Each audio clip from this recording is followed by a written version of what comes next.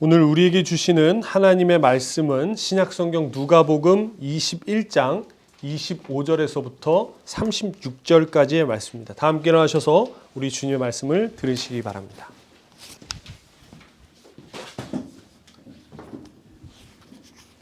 그리고 해와 달과 별들에서 징조들이 나타나고 땅에서는 민족들이 바다와 파도의 성난 소리 때문에 어쩔 줄을 몰라서 괴로워할 것이다.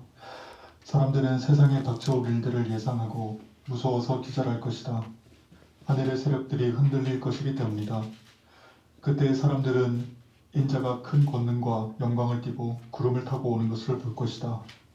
이런 일들이 일어나기 시작하거든 일어서서 너희의 머리를 들어라. 너희의 구원이 가까워지고 있기 때문이다. 예수께서 그들에게 비유를 하나 말씀하셨다. 무화과 나무와 모든 나무를 보아라.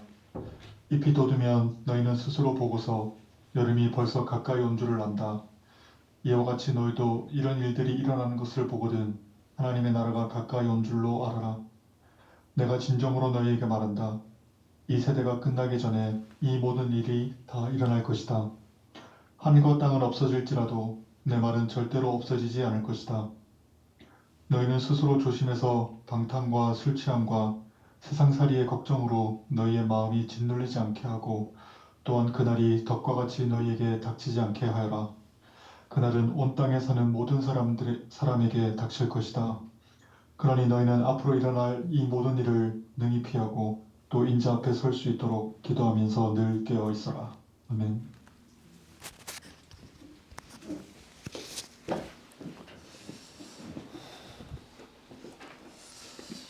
네, 다시 한번 참 좋으신 우리 주님의 자비와 평화가 오늘 대림절 하나님 앞에 나오신 모든 분들과 함께 하시기를 빕니다. 우리 앞뒤 옆에 계신 분들과 하나님께서 당신과 함께 하십니다 라고 다시 한번 인사하겠습니다.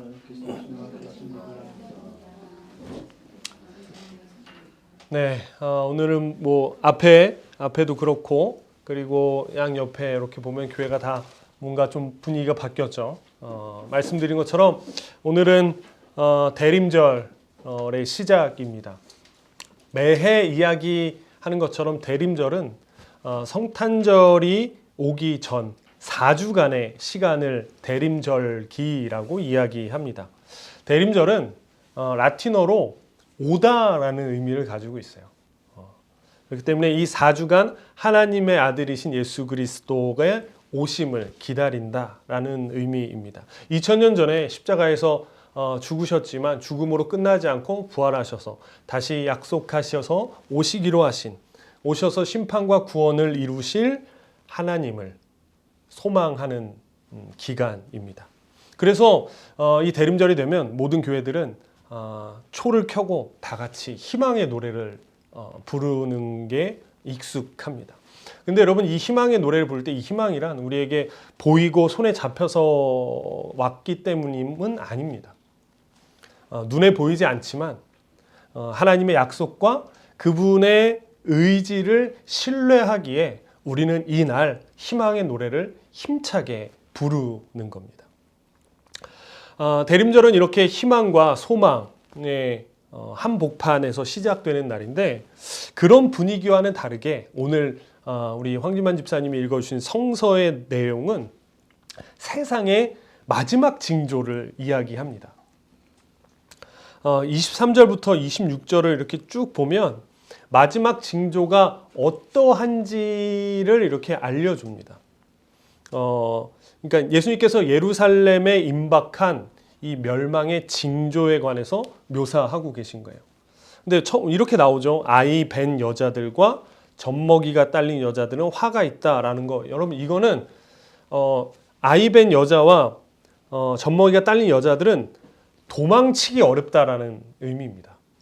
그러니까 이 모든 사람들이 도망쳐야 되는데 아이가 있고 배가 부른 사람들은 도망치기가 힘든다라는 의미는 사실 굉장히 위협적인 도망을 쳐야 되는 상황이 벌어질 거다라는 것을 이야기해요. 우리가 잘 아는 역사가인 요세푸스는 당시의 상황을 조금 더 구체적으로 자신의 책에서 기록하고 있는데 그 책에 보면 이렇게 써 있습니다. 로마군이 당시에 예루살렘 성곽을 한 5개월가량 포위하고 모든 물자 보급을 차단해 버립니다. 그러니까 이 5개월 정도 있으니까 어떻게 되냐면 그 안에서 식량 전쟁이 벌어지기 시작해요. 그래서 나중에는 어떻게 되냐면 사람들이 허리띠나 신발, 심지어 전쟁하기 위해서 방패의 그 겉을 둘러싸았던 가죽까지 다 벗겨서 먹게 됐다고 해요. 그리고 더더욱 심각해졌을 때는 정말 있어서는 안 될 일이지만 아이들을 몰래 납치해서 잡아먹기도 했었다라는 기록이 있습니다. 이 과정에서 예루살렘 성전 또한 로마 군들에 의해서 불타버리고 정말 성경의 표현대로 돌 위에 돌 하나 남지 않고 예루살렘 성전이 다 무너져 내립니다. 여러분, 이스라엘 백성들에게 그 성전은 굉장히 큰 의미가 있죠. 하나님이 우리와 함께 하신다라는 의미가 있어요. 근데 이 성전이 무너졌다라는 것은 이스라엘 백성들에게는 존재가 완전히 없어진 겁니다. 하나님이 이제 더 이상 우리와 함께 하지 않는구나. 우리가 버림을 받았구나. 우리는 이제 살아갈 힘이 없구나 라는 어때는 존재적으로 무너진 것을 의미해요. 이스라엘에 그런 일들이 닥친 거죠. 자, 여러분, 소망을 가지고 막 희망을 노래하면서 주님 오심을 기다리는 모습이 이게 맞나 싶으실 겁니다.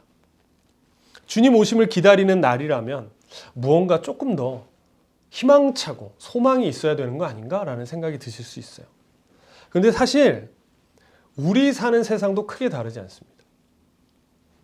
매해 우리는 지금 다시 오실 하나님을 신뢰하면서 희망의 노래를 부른다고 하지만 우리의 신뢰는 날마다 무너지기 일쑤입니다. 여러분, 예수님 승천하시고 2000년간 우리에게 벌어진 일들이 어떠한 모습이었나요? 전쟁과 폭력이 반복되었고 그것은 여전히 사라질 기밀이 지금도 보이지 않습니다. 우리 사는 삶도 희망을 노래하기에는 녹록지 않습니다. 더욱이 가슴 아픈 것은 희망을 노래하라고 이야기하고 서로에게 보듬어주고 빛을 비춰야 될 종교들은 저마다 어둠과 폭력으로 얼룩지어져 있습니다. 우리가 속해 있는 기독교도 다르지 않습니다. 그 결과 2024년 기독교의 신뢰도는 14.9%로 곤두박질 쳐져 있습니다. 기독교에 대한 신뢰도가 14.9%라는 것은 어떤 단체에도 미치지 못하는 신뢰도이게 된 거죠. 근데 여러분, 멀리 갈 것도 없습니다. 그러니까 우리만 봐도, 나만 봐도 기독교의 신뢰도가 왜 그렇게 떨어졌는지 알 수 있을 것 같아요.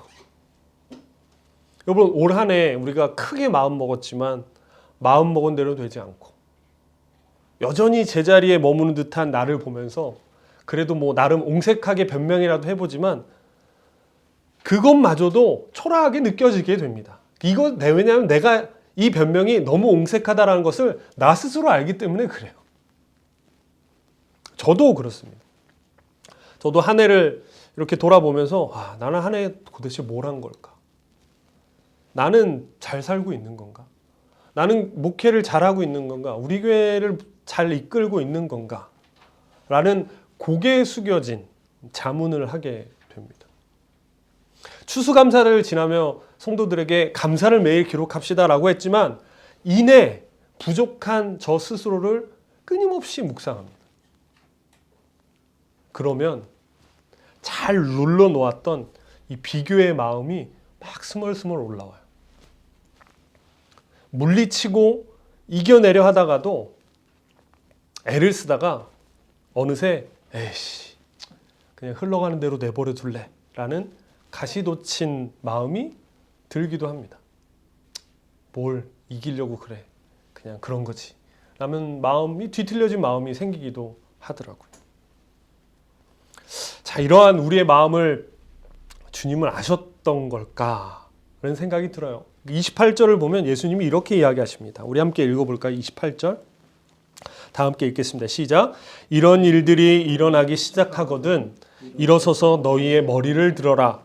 너희의 구원이 가까워지고 있기 때문이다 라고 이야기해요.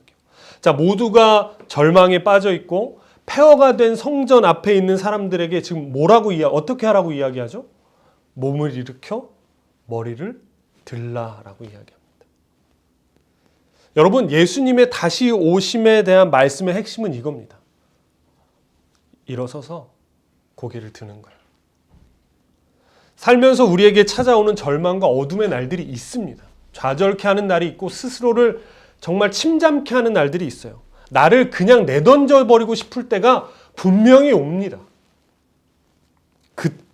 그때 믿음의 사람들은 어떻게 해야 된다고요? 몸을 일으켜 세우고 머리를 들어야 된다라는 거예요. 다 절망이다라고 이야기하고 나 스스로도 나에게 절망을 외칠 때 고개를 들라라는 겁니다.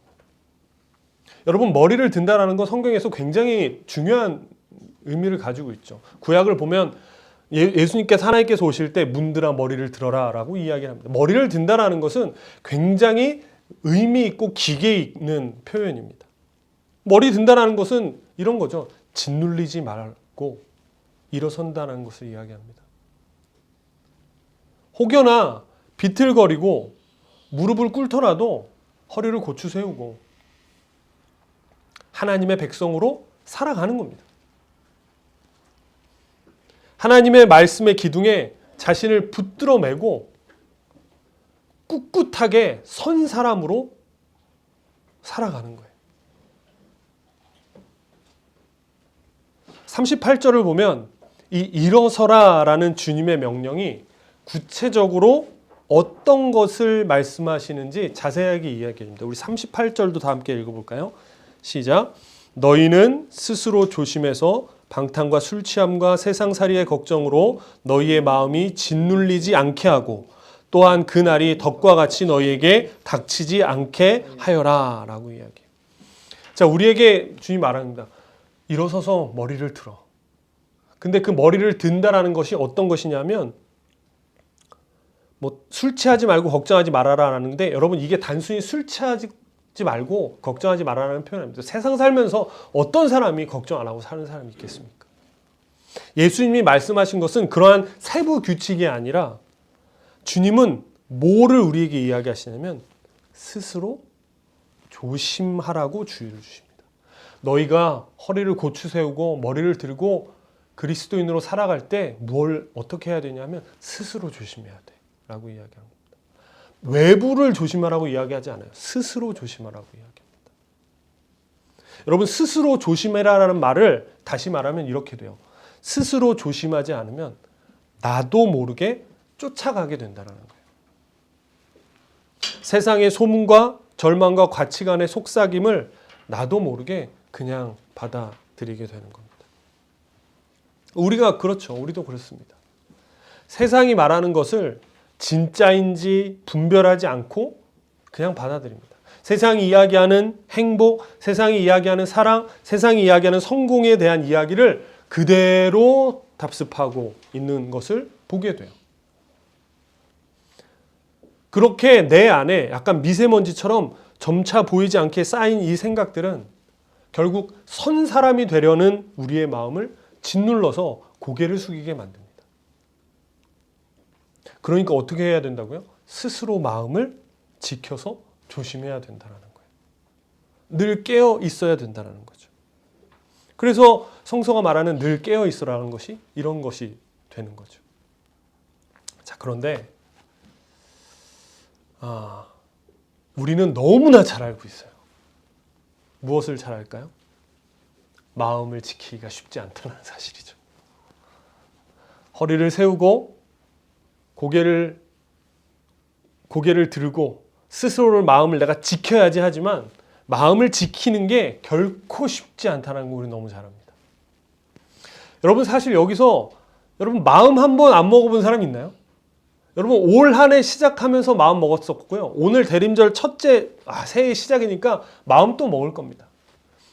여러분, 근데 마음 먹은 대로 되나요? 여러분, 마음 먹은 대로 됐으면 다 서울대 가고 다 대기업 가고 근데 좀 우리 교회는 또 공부 잘하시는 분들이 많아가지고 이것도 좀 그렇긴 하네요. 다 공부 잘하는 분들이 좀 많아서 어쨌든 마음 먹은 대로 좀 잘 된 분들이 좀 있긴 한데 어찌되었든 마음 먹은 대로 다 그렇게 됐으면 우리는 아마 루터, 웨슬리, 프란치스코처럼 이미 성인의 반열에 올랐을 겁니다. 내가 하나님의 사람으로 잘 살아야지 이 마음가짐 잘 지키면서 살았다면 여러분 우리는 이미 역사상 너무 예수님의 제자들처럼 너무 멋진 사람들이 되어 있을 거예요. 우리가 잘 아는 감리교 창시자 웨슬리는 선교에서 실패하고 나서 그 올더스게이트 그 길거리에서 하나님의 은혜를 다시금 경험합니다. 그때 자신의 책에 이렇게 해서 웨슬리 자신의 책에서 은혜를 경험하고 마음의 기쁨과 평화를 얻었다라고 이야기를 해요. 그때 다시금 참 그리스도인으로 살기를 마음 먹은 겁니다. 그런데 웨슬리는 일기에 이렇게 표현해요. 그러나 곧 마음에 가득 찼던 평화와 기쁨이 사라져 버리는 것을 느꼈다라고 이야기합니다. 집에 돌아가자마자 온갖 상념과 온갖 유혹들이 찾아오니까 자기 마음 가운데 있었던 그 사랑과 평화가 순식간에 사라지는 거예요. 마음 먹었던 것들이 순식간에 사라지는 것을 경험하게 됩니다. 이때 웨슬리는 마음의 평화와 죄에 대한 승리는 스스로 마음을 붙잡는 것으로 되지 않음을 알게 됩니다. 내가 마음을 붙잡아야지, 다짐해야지, 마음을 지켜야지라는 그 결심으로 되지 않는구나 라는 것을 웨슬리가 알게 돼요. 자, 여러분 예수님은 제자들에게 주님 오심을 기다리는 삶은 스스로를 지키는 것이라 가르치면서 거기서 끝내지 않고 마지막에 이렇게 이야기합니다. 우리 36절 맞을까요?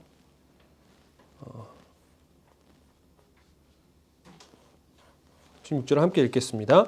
그러니 너희는 앞으로 일어날 이 모든 일을 능히 피하고 또 인재 앞에 설 수 있도록 기도하면서 늘 깨어 있으라 라고 이야기해요. 자, 지금 예수님이 계속해서 처음부터 이야기한 게 뭐죠? 자, 너희는 고개를 들어라. 고개를 드는 것은 스스로 마음을 지키는 거야. 근데 거기서 끝나지 않고 마음을 지키기 위해서 어떻게 하라고요? 깨어서 기도하라라고 이야기합니다. 마음 먹는 것에서 끝이 아니라 뭐라고 하시죠? 기도하라고 이야기합니다. 기도하라고. 근데 여러분 여기를 이 마지막 그 36절을 자세히 보시면 기도하라라고 쓰여지지 않고 덧붙여져 있습니다. 기도하면서 늘 깨어 있으라라고 이야기해요. 기도하면서 늘 깨어 있으라. 근데 여러분 여기서 깨어 있으라는 것은 잠 안 자고 계속 기도하라 이런 의미 아닙니다.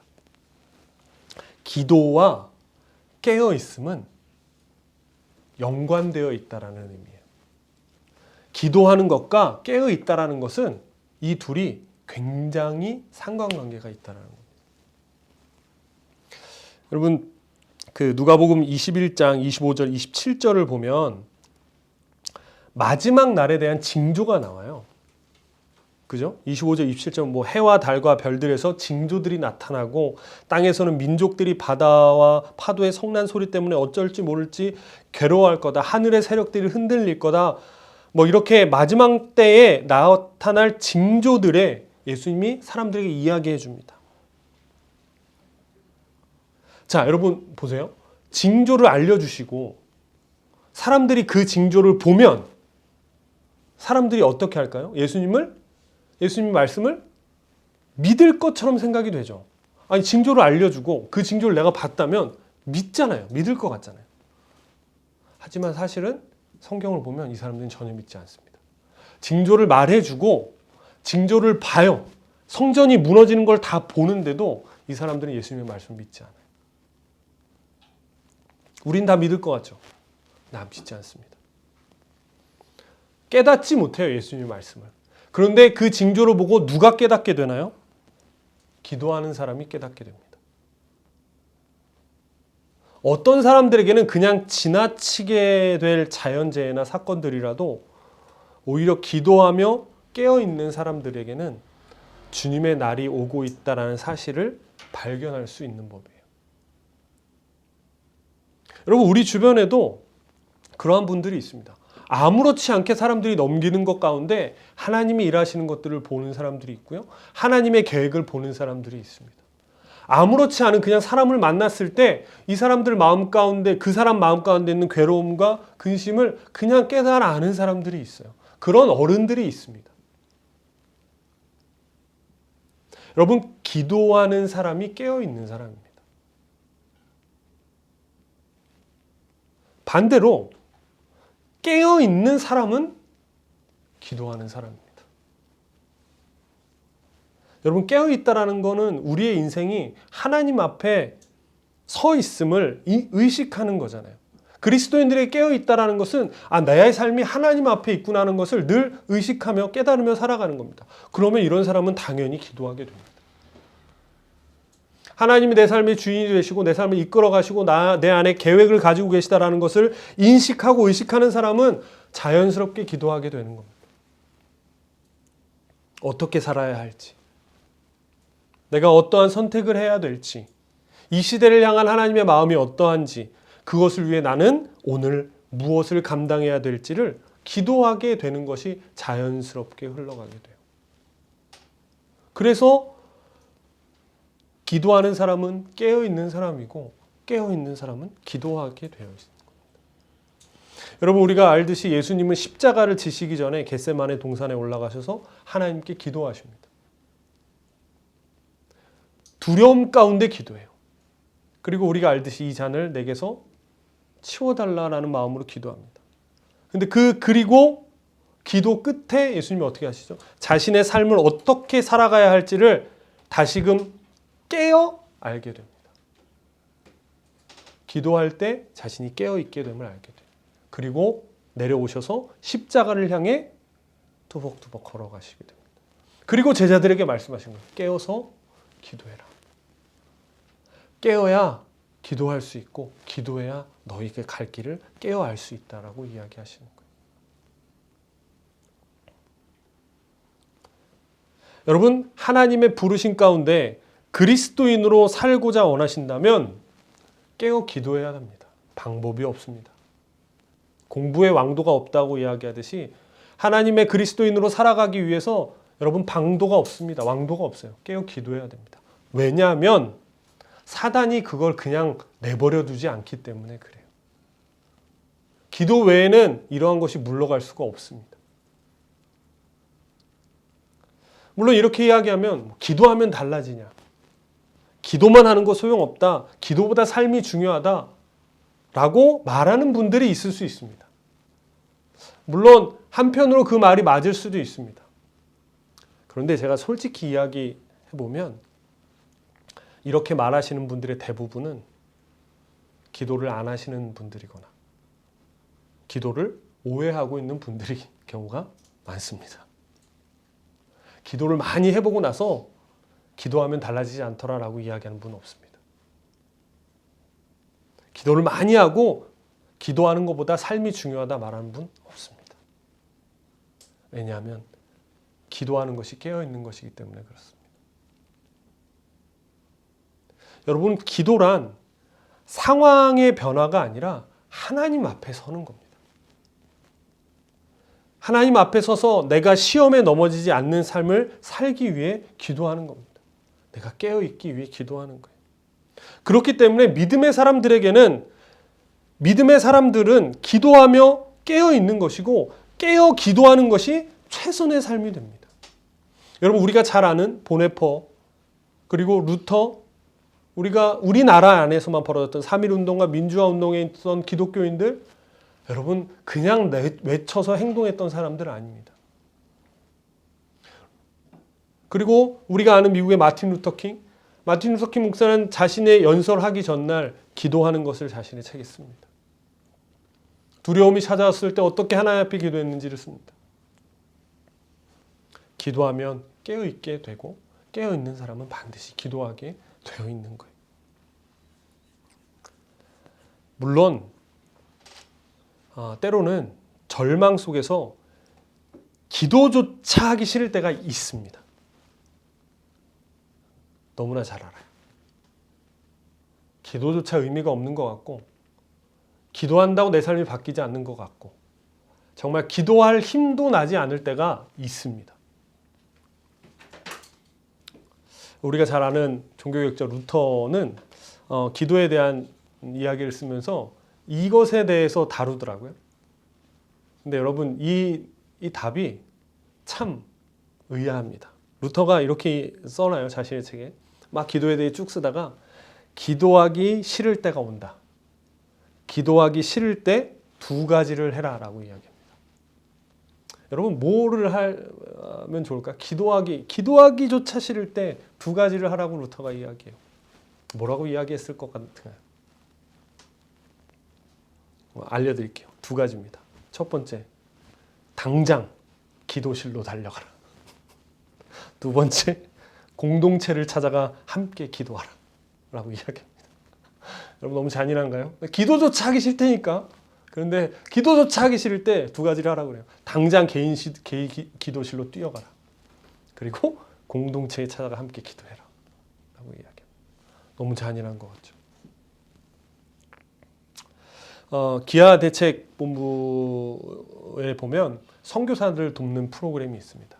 거기에 한 선교사님 이야기를 전에 들었는데 여자 선교사님이에요. 근데 이 선교사님은 두 아이가 있습니다. 딸 두 아이가 있는데 첫째 아이에게 뇌전증이 발견됩니다. 뇌전증이란 이제 옛날 말로 간질을 이야기합니다. 근데 선교지에서 둘째를 낳았는데 둘째 아이에게도 똑같이 뇌전증이 발견이 됩니다. 그리고 심지어 둘째 아이는 지적장애 판단을 받게 돼요. 3살에서 5살 지능이 머무르게 된다라는 판단을 받게 됩니다. 열심히 사역하고 열심히 선교해서 하나님의 나라를 이루겠다고 이야기했는데, 그래서 열심히 사역했는데 나에게 닥쳐진 결과는 너무 감당하기 힘든 결과를 맞이하게 돼요. 이 선교사님이 하나님 앞에 나아가서 기도합니다. 하나님, 그만두겠습니다. 도저히 못하겠습니다. 라는 기도를 마지막으로 하게 됐다고 합니다. 어떻게 보면 하나님께 그래도 얘기하고 그만둔다라고 이야기했던 것 같아요. 그래서 기도실로 가서 하나님, 저는 이제 못하겠습니다. 이제 그만두겠습니다. 라고 기도를 하게 됩니다. 그런데 이분이 그렇게 이야기합니다. 자기가 분명히 그렇게 기도했는데 한참 그렇게 기도하다가 자기의 입에서 하나님 특수학교가 세워졌으면 좋겠습니다라는 기도를 하고 있는 자기를 발견하게 됩니다. 장애를 가진 아이들도 다닐 수 있는 학교가 있으면 좋겠다라는 기도를 하는 자기를 발견하게 됩니다. 그리고 다시금 일어나서 장애인들이 다닐 수 있는 학교를 세울 꿈을 꾸게 되고 그 학교를 만들게 됩니다. 기도조차 하기 싫고 모든 것을 그만두고 싶은 그 기도의 끝에 다시금 자신의 삶이 깨어나는 겁니다. 여러분, 이것이 기독교의 신비이고 기도의 신비입니다. 저도 그렇습니다. 절망과 속상함 가운데 원망의 기도를 하는 경우가 참 많이 있습니다. 그러다 조용한 가운데 깨닫게 되는 게 있어요. 하나님이 나와 함께 하심을. 감사와 은총이 내 삶에 꽤나 많이 여기저기 꼽혀 있음을 발견하게 됩니다. 무엇보다 나보다 나를 위해 더 기도하시고 탄식하시는 성령 하나님의 위로를 경험하게 됩니다. 그러면 뒤틀리고 상한 마음에 다시금 평화가 찾아오고 깨어나 내가 어디로 가야 할지를 다시금 보게 됩니다. 루터는 이걸 알고 있었던 것 같아요. 그러니 기도조차 하기 싫을 때 기도실로 달려가라는 이야기를 했겠죠. 잔인할 수 있지만 그것이 사는 길이기 때문에 그렇습니다. 알고 있었던 겁니다. 여러분, 기도하기조차 힘든 마음의 뒤틀림이 그냥 사라지지 않습니다. 너무나 잘 알죠. 내가 더 많이 가지고 더 쉬고 더 좋은 것 같고 더 좋은 것을 누리고 좋은 것에 가면 그 뒤틀림이 사라지나요? 안 사라집니다. 그리고 그것은 점점 나를 핍절하게 만든다는 사실을 우리는 너무나 잘 알고 있습니다. 그래서 주님이 오늘 제자들에게 이야기합니다. 기도해서 깨어있으라고 이야기하는 겁니다. 저는 우리 교회가 새롭게 시작하는 한 해 많은 기도를 하는 교회가 되기를 바랍니다. 그리고 우리의 성도들이 깊은 기도의 사람들이 되기를 간절히 바랍니다. 내 성공을 위해서가 아니라 깨어있기 위해서입니다. 선 사람으로 살아가기 위해서, 고개를 든 사람으로 살아가기 위해서 기도함으로 깨어남이 있기를 바랍니다. 그래서 하나님의 눈이 바라보는 곳을 바라보고 하나님의 손과 발이 향하는 곳에 우리가 있기를 주님의 이름으로 간절히 축원합니다. 기도하겠습니다. 우리 이 시간 다 함께 기도하기를 원합니다. 시간 오늘 말씀처럼 하나님 우리의 삶을 위해 기도합니다. 시간 다양한 기도 모든 것들이 다 가능하지만 하나님 우리의 마음이 진실로 하나님 앞에 그리고 깨어 있는 삶이 되기 위해서 여러분 이 시간 다 함께 기도하겠습니다. 우리 다 함께 이 시간 우리의 마음이 깨어 한 해를 시작하고 그래서 하나님 앞에 그리고 하나님이 원하시는 삶을 하나님이 우리에게 심겨주신 그것을 잘 따라갈 수 있게 해달라고 또한 우리 마음 가운데 뒤틀린 망한 상한 심령이 있다면 이 시간 하나님 깨어서 하나님의 위로 가운데 다시금 설 수 있게 해달라고 이 시간 함께 말씀을 놓고 함께 기도하겠습니다. 기도합니다. 거룩하고 자비로우신 하나님 이 시간 하나님 앞에 기도합니다. 하나님 때로는 하나님 우리의 마음이 상하여서 뒤틀려져서 하나님 앞에 기도조차 하기 힘든 때가 있습니다. 하나님 그러나 오늘 다시금 하나님 앞에 기도하며 나아갑니다. 하나님 기도하며 우리의 삶이 깨어있기 원합니다.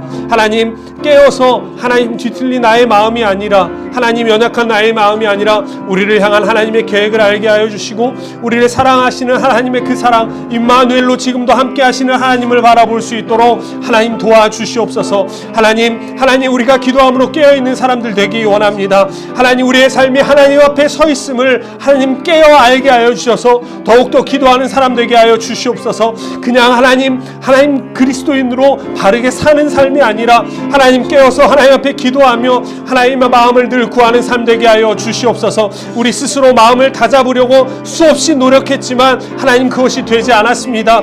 하나님 믿음의 선조들조차 그것이 되지 않았기에 하나님 웨슬리는 하나님 그런 마음이 올 때마다 기도함으로만 승리할 수 있음을 하나님 스스로 고백하게 됩니다. 하나님 그런 마음이 찾아올 때 이 시간 하나님 앞에 기도하며 하나님 우리의 영혼이 깨어있기 원합니다. 우리를 위로하시고 다시금 세우신 하나님을 알게 하여 주시고 하나님 그래서 하나님 기도함으로 하나님 우리를 향한 하나님의 계획과 하나님 이 땅을 향한 하나님의 마음과 하나님이 바라보시는 곳과 하나님의 손과 발이 가는 곳에 우리의 삶이 가게 하여 주시고 하나님 무엇보다 하나님 이 시간 우리의 영혼이 다시금 솟게 되기 원합니다. 하나님 무너져 있던 우리의 삶을 하나님 다시금 일으켜 주셔서 하나님 소망 가운데 일어나게 하여 주시고 다시금 하나님 그 기도 가운데 하나님 나의 절망을 넘어서 하나님의 계획을 알게 하여 주시옵소서. 절망을 앞에 놓고 기도할 때 하나님 학교를 세워야 되겠다라는 마음을 주셨던 그 하나님 그 절망을 넘어선 하나님의 그 계획을 깨어 알게 하여 주시사 이 시간 기도함으로 깨어 있게 하여 주시옵소서.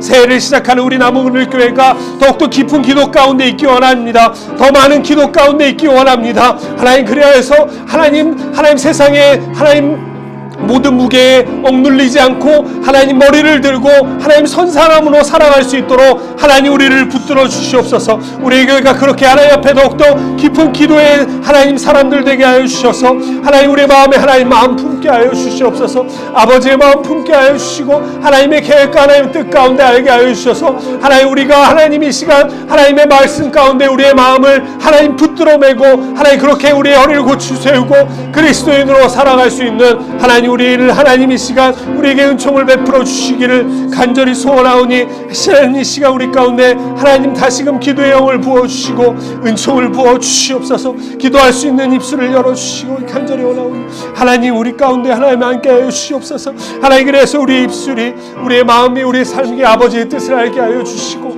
하나님 아버지의 뜻 가운데 우리의 삶이 하나님 진실로 그 안에서 소망과 행복과 삶의 의미를 찾으며 살아갈 수 있게 하여 주시옵소서.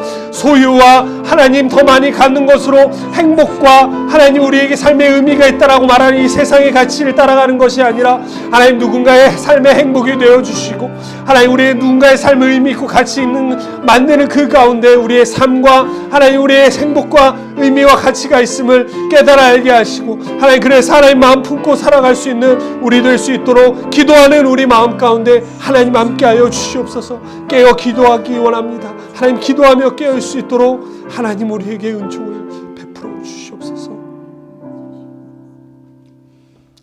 하나님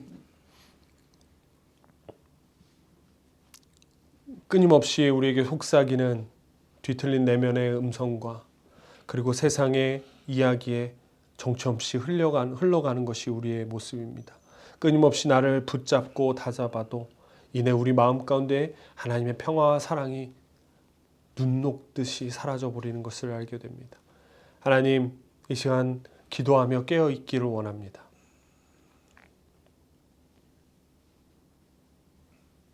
그 유혹과 어려움 가운데 하나님, 우리가 승리할 수 있는 길은 기도밖에 없음을 많은 믿음의 선조들이 깨달았었고 그 깨달음이 우리 가운데 있기 원하며 기도하며 깨어 있어서 하나님, 그 깨어 있음을 통해 다시금 기도하게 하여 주셔서 이 세상 가운데 참 그리스도인으로 하나님 주시는 위로와 평화와 용기로 살아갈 수 있도록 도와주옵소서. 주님 오시는 대림절, 주님 오심을 기다리는 것은 두 손 놓고 아무것도 안 하는 것이 아니라 허리를 세우고 머리를 들고 기도하며 하나님 마음이 있는 곳, 나의 마음이 아버지의 마음을 닮아 살아갈 그 기간으로 삼을 수 있도록 도와주시옵소서.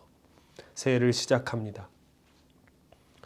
기도의 사람 되기를 소망하고 그것을 소원하는 우리 되게 하여 주시사 더욱더 기도함 가운데 깨어 있도록 우리를 붙잡아 주시옵소서. 예수 그리스도의 이름으로 간절히 기도합니다. 아멘.